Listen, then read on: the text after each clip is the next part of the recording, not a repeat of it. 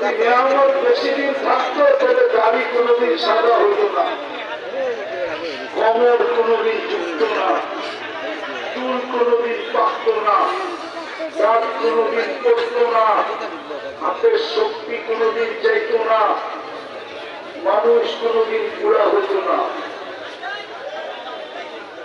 অঙ্গের ভিতরে নিয়ামত আছে।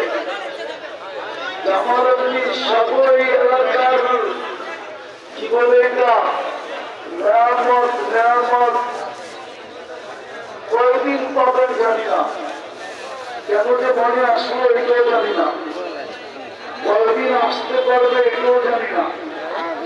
ওনার বাড়িওয়ালা ওনাকে এত লম্বা সফর নিউ ইয়র্ক থেকে দুবাই পর্যন্ত হলো 14 ঘন্টার সফর,